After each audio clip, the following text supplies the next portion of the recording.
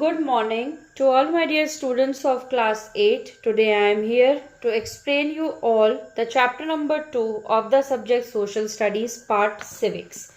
So आज की class में मैं आप लोगों को civics subject का chapter number 2 explain करूंगी. The name of the chapter is Why do we need a parliament? Now first thing you have to do is write today's date in your book, that is 13th July 2021. Let's begin the explanation now. India, as you know, is a federal republic. It has one level of government at the center, the union government, and one level of the government at the state level, the state government. India एक federal Republic है. हम सबको पता है एक government central पे बैठी है जो कि पूरे देश की गवर्नमेंट है, और एक गवर्नमेंट होती है स्टेट की गवर्नमेंट, यानी कि राज्य की गवर्नमेंट, जो हम जिस स्टेट में रहते हैं वहां की government. The body that governs India at the centre, that is India's union legislative body, is known as the parliament. जो बॉडी इंडिया को गवर्न करती है, जो सेंटर में बैठी है, उसको हम कहते हैं पार्लियामेंट. अब पार्लियामेंट क्या है? Role of the parliament. Created after 1947, the Indian Parliament is an expression of the faith that the people of India have in principles of democracy. These are participation by people in the decision making process and government by consent. So parliament 1947 के बाद बनाया गया था, यानी कि भारत को आज़ादी मिलने के बाद, और ये पार्लियामेंट सिर्फ इसलिए फॉर्म होता है ताकि जो भी डिसीजंस कंट्री के लिए लिए जाएं उसमें लोगों के ओपिनियन मिल सके, लोगों का एक्टिव पार्टिसिपेशन हो सके. The Indian parliament consist of the president and the two houses of parliament. India के पार्लियामेंट में सबसे मेन होते हैं प्रेसिडेंट ऑफ इंडिया और to houses. The one is Lok Sabha and the second is Rajya Sabha. The president and the two houses form the union legislature. So president, Lok Sabha और राज्यसभा को मिला के हम बोलते हैं यूनियन लेजिस्लेचर. So अब स्टार्ट करते हैं लोकसभा के बारे में पढ़ने. The Lok Sabha is composed to representation of the people elected by direct voting on the basis of adult suffrage. So लोक सभा में जो लोगों को चुना जाता है वो डायरेक्ट वोटिंग से चुना जाता है. The maximum strength of the house is to be 552. और लोकसभा में अधिकतम 552 लोग ही हो सकते हैं, जिसमें से of which up to 530 members are meant to represent the states, while up to 20 members are meant to represent the union territories. Now 552 में 530 लोगों का काम होता है स्टेट की तरफ और 20 लोगों का होता है यूनियन टेरिटरीज की तरफ. The president can nominate 2 members from the Anglo Indian community if they are not adequately represented. Any person who is a citizen of India and is at least 25 years of age can contest the Lok Sabha elections. Lok Sabha का election कौन लड़ सकता है? कोई भी citizen of India जिसकी 25 साल की उम्र हो या 25 साल से ज्यादा की उम्र हो. अब सिटीजन ऑफ इंडिया का मतलब क्या हुआ? सिटीजन ऑफ इंडिया का मतलब सिर्फ ये नहीं हुआ कि इंडिया में रहता हो, इंडिया में ही उसका जन्म हुआ हो. ये नहीं कि जन्म बाहर किसी देश में हुआ, रह रहा हो इंडिया में और यहाँ पे आके गवर्नमेंट के मिनिस्टर्स बन जाएं, ये नहीं होता है. Next is the Rajya Sabha. तो ये हमने पढ़ा लोकसभा के बारे में. The Council of States और the राज्य सभा is the upper house of the parliament. Lok Sabha को lower house बोलते हैं और राज्यसभा को upper house. There can be maximum of 250 members. Lok Sabha में maximum 552 और राज्यसभा में सिर्फ 250 members. Out of which 238 members represent the states and union territories. And the union territories members of the state legislative assemblies elect members of the Rajya Sabha. ये क्या कह रहा है? 250 में से 238 members स्टेट को रिप्रेजेंट करते हैं और यूनियन टेरिटरीज को प्रेजेंट करते हैं. बाकी के जो मेंबर्स हैं वो स्टेट लेजिस्लेटिव असेंबली इलेक्ट करती है.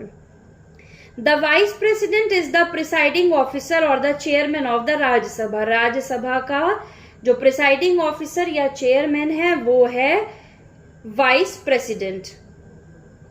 To become a member of the Rajya Sabha, a person must be a citizen of India and must be at least 30 years of age. अब राज्यसभा में भी सिटीजन ऑफ इंडिया होना जरूरी है, लेकिन उम्र 30 या 30 से ज्यादा। लेकिन लोकसभा में उम्र कितनी थी? 25 या 25 से ज्यादा। Selection of the national government. One of the important functions of the parliament is to elect the president. सबसे important function parliament का होता है president को चुनना। The president is elected by an electoral college consisting of members of state legislative assemblies यानी कि MLAs and the members of parliament यानी कि MPs. These ministers then take charge of different areas of government functioning like health, education, finance, etc. Oftentimes in the recent past it has been difficult for a single political party to get the majority that is required to form the government. They then join together with different political parties who are interested in similar concern to form what is known as coalition government. अब national government का चुनने का मतलब क्या हो गया? President को चुनना, प्राइम मिनिस्टर को चुनना, जितनी भी पॉलिटिकल पार्टीज हैं हमारे इंडिया की, जैसे कि बीजेपी यानी कि Bharatiya Janata party, Congress, etcetera and etcetera. So यहाँ पे ये कह रहा है कि अब क्या हो गया है कि पॉलिटिकल पार्टीज को लगता है कि सिर्फ हमारी पार्टी को इतने वोट नहीं मिलेंगे कि हम जो है गवर्नमेंट बन जाए। सो वो क्या करते हैं, दो पार्टी आपस में मिल जाती है, जिसको हिंदी में कहते हैं गठबंधन की सरकार, और इंग्लिश में बोलते हैं coalition government. The cabinet ministers hold the highest rank and take important decisions. Cabinet ministers important decisions लेते हैं. They had different portfolios or departments of the central government like finance and defense. Ministers of state and deputy ministers have to abide by the decisions made by the cabinet. अब cabinet के द्वारा, cabinet minister के द्वारा लिए गए decisions को deputy ministers वगैरह को मानना पड़ता है। The Rajya Sabha plays an important role in reviewing the laws made by the Lok Sabha. The members of the Rajya Sabha are elected by the elected members at the respective state assemblies. The Rajya Sabha functions primarily the representative of the states of India in the parliament. The Rajya Sabha can also initiate legislation and a bill is required to pass through the Rajya Sabha. अब क्या कह रहा है? कोई भी bill को आप एक दूसरी लैंग्वेज में समझ सकते हैं लॉ, यानी कि कोई भी अगर नया कानून अगर पास होना हो, जनता तक पहुंचाना हो, तो उसको कितने स्टेजेस से क्रॉस करना पड़ता है ये हम अभी पढ़ेंगे। A bill is required to pass through the Rajya Sabha in order to become a law. सबसे पहले जो भी लॉ लगाना है गवर्नमेंट को, उसको सबसे पहले राज्यसभा में भेजा जाता है। After 3 readings in the Lok Sabha, सबसे पहले लोकसभा में 3 रीडिंग, 3 बार उस बिल को, उस लॉ को पढ़ा जाता है, फिर उसको भेजा जाता है राज्यसभा में। The Rajya Sabha passes the bill और returns it with the suggestion. फिर राज्यसभा उसको पढ़ने के बाद लोकसभा को वापस भेजती है, अगर उसमें कुछ सजेशंस हैं, कुछ करेक्शंस हैं, कुछ बदलाव करना है वो करके। फिर द लोकसभा आफ्टर एक्सेप्टिंग और rejecting the suggestion sends the bill to the president. अब लोकसभा क्या करता है, वो या तो राज्यसभा के जो सजेशंस हैं उनको एक्सेप्ट करके उसमें चेंजेस करेगा, या रिजेक्ट करके उसको प्रेसिडेंट के पास भेजता है। तो प्रेसिडेंट अगर उस बिल पे साइन कर दे तभी वो बिल एक लॉ बनता है, अदरवाइज वो बिल वहीं पे कैंसिल हो जाता है। सो कितनी स्टेजेस हुई? अगर कोई भी बिल पास करना है तो सबसे पहले लोकसभा में उसको 3 बार पढ़ा जाएगा, फिर राज्यसभा में भेजा जाएगा। राज्यसभा में पढ़ने के बाद उसमें जो सजेशंस होंगे, जो चेंजेस होंगे, वो लिख के वो लोकसभा को वापस भेजते हैं। फिर लोकसभा में अगर वो सजेशन एक्सेप्ट करना हो तो एक्सेप्ट करके उसमें करते हैं चेंजेस, नहीं करना हो तो उसको प्रेसिडेंट के पास भेज देते हैं, और प्रेसिडेंट अगर सिग्नेचर कर दे तो वो बिल हमारा लॉ बन जाता है। Keeping the ministers in check, ministers are accountable to the parliament. अब आप ये समझ लीजिए, जो भी मिनिस्टर्स होते हैं पार्लियामेंट में, एमएलएज, एमपीज वगैरह, वो कोई भी डिसीजन अपने आप नहीं ले सकते। अगर उनको कोई भी डिसीजन लेना है तो उनको पार्टी के साथ बैठ के मीटिंग करके वो डिसीजन लेना पड़ेगा। सबकी राय सलाह से वो अपने आप कोई भी काम नहीं कर सकते। Next is power to amend the constitution. Amend का क्या मतलब होता है? अमेंड का मतलब होता है चेंजेस करना। और कॉन्स्टिट्यूशन क्या है? भारत का संविधान, जो कि 26 जनवरी 1950 से लागू किया गया था, जिस दिन हम रिपब्लिक डे मनाते हैं। कॉन्स्टिट्यूशन क्या होता है? Basically constitution are the set of rules and regulations according to which a country runs. किसी भी देश के जो रूल्स एंड रेगुलेशंस होते हैं, जिसके आधार पे वो देश चलता है, उसे हम कॉन्स्टिट्यूशन कहते हैं। सो अब ये क्या कह रहे हैं कि कॉन्स्टिट्यूशन में चेंजेस करने का पावर किसके पास है? Amendments to the Constitution can take place only in the Parliament. Constitution में जो भी चेंजेस करने हैं वो सिर्फ पार्लियामेंट में ही हो सकते हैं। Some articles in the Constitution can be amended by simple majority in both the houses. अगर कुछ आर्टिकल्स में चेंजेस करने हैं तो दोनों हाउसेस से सलाह करनी पड़ती है। For amending a major portion of the Constitution, 2/3 majority is both the houses in need. और अगर कोई बड़ा चेंज करना है तो दोनों हाउसेस में जितने मेंबर्स हैं उनके एटलीस्ट 2/3 वोटिंग होनी चाहिए, तब वो चेंज होता है। In the matter of amendment of the constitution vests equal power in the two houses of the parliament. International treaties and trade agreements also require the consent of the parliament. इसके अलावा जो international यानी कि विदेशी लोगों से जो treaties होती हैं या एग्रीमेंट्स होते हैं, उसके लिए भी पार्लियामेंट में डिस्कशंस किए जाते हैं। सो ये था हमारा पार्लियामेंट के बारे में एक्सप्लेनेशन। अब हम इस चैप्टर की एक्सरसाइजेस मार्क करेंगे। Page number 187 of your book. Tick and right the correct word. Number 1, the parliament and the dash houses form the union legislature. 2 houses, the Rajya Sabha and the Lok Sabha.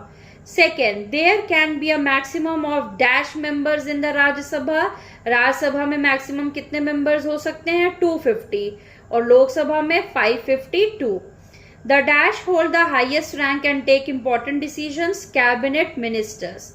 Fourth, the dash passes the bill और returns it with suggestions, Rajya Sabha. Amendments to the dash can take place in the parliament, constitution. Next, one of the important function of the parliament is to elect the president.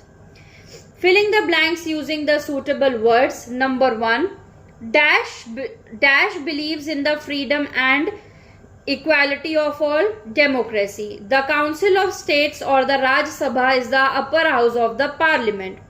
Third, the vice president is the presiding officer or chairman of the Rajya Sabha. Fourth, the cabinet minister hold the highest rank and take important decisions. Fifth, after 3 readings in the Lok Sabha, the bill is sent to the Rajya Sabha. Next, a strong opposition is the sign of a healthy democracy. Last, amendments to the constitution can take place only in the parliament. Exercise number C, true or false? Democracy believes in the freedom and inequality of all, false. The parliament and the 2 houses form the union legislature, false. There can be a maximum of 255 members in the Rajya Sabha, false. One of the important functions of the parliament is to elect the president, true. The Lok Sabha passes the bill or returns it with suggestions, false. Ministers are accountable to the parliament, true.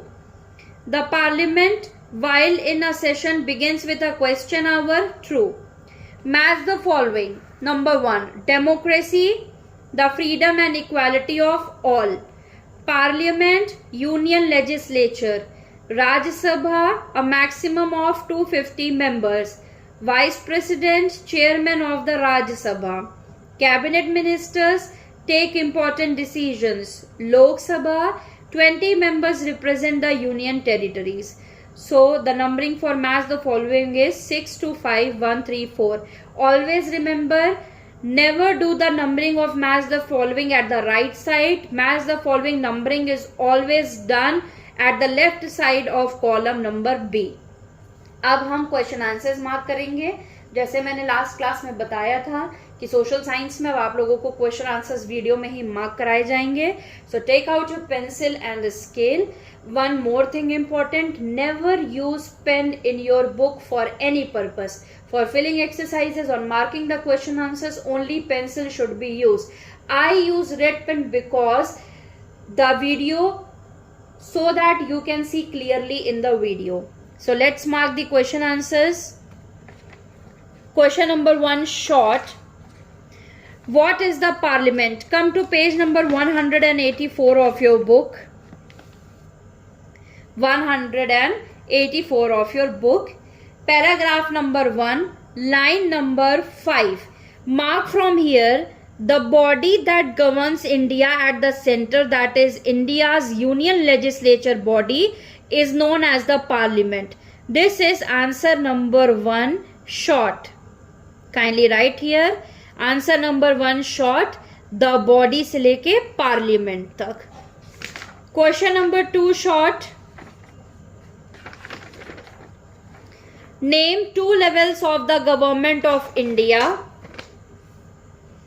Mark from here answer number 2, short. India, as you know, is a federal republic. It has one level of government at the center, the union government, and one level of government at the state level, the state government. So answer number 1 और 2 short में confuse नहीं होंगे. Answer number 1 है the body से parliament तक, और answer number 2 short है India से लेके स्टेट गवर्नमेंट तक. This is answer number 2, short. Question number 3, short. How many members can be nominated to the Lok Sabha by the president? Kindly mark page number 185, paragraph number 2. Mark from here. The president can nominate 2 members from the Anglo-Indian community if they are not adequately represented. This is answer number 3, short, at page number 185. Next, question number 4. What is the minimum age of a person to become a member of Lok Sabha? तो ये question का answer आप लोग question से ही mark करिए. The minimum age for a person to become a member of Lok Sabha is 25 years old. Question number 5, what is the minimum age of a person to become a member of the Rajya Sabha? Again question में ही mark करिए. The minimum age of a person to become a member of the Rajya Sabha is 30 years old. So ये आपका answer 4 और 5 है. Question number 6. What is the role of the cabinet ministers of the Indian Parliament? Come to page number 185. Mark from here. The cabinet ministers hold the highest rank and take important decisions. They head different portfolios or departments of the central government like finance and defense. This is answer number 5, short. Question number 6. Is the president of India a part of the parliament? Answer आप लोग mark करिए. यहां से इस word को cut करके लिखिएगा yes, उसके बाद पूरे क्वेश्चन का. The president of India is a part of the parliament. yes, the president of India is part of the parliament. ये है आपका आंसर नंबर 7, शॉर्ट क्वेश्चंस का. अब आते हैं लॉन्ग क्वेश्चन में. Question number 1, describe the role of the parliament. Come to page number 184. Heading आप लोग राइट करेंगे रोल ऑफ द पार्लियामेंट. लिखिए यहाँ पे आंसर नंबर 1, लॉन्ग, और ये आंसर है आपका क्रिएटेड आफ्टर 1947 से लेके कंसेंट तक. Next question number 2, long. Describe the stages through which a bill passes before it becomes a law. Come to page number 185. Last line of the page. Write here answer number 2, long. Mark. A bill is required to pass through the Rajya Sabha in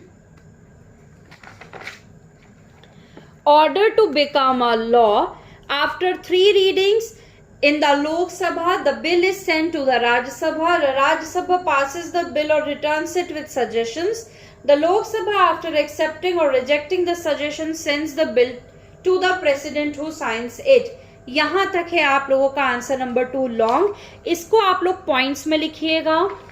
point number ए आपका है अ bill is required से लेके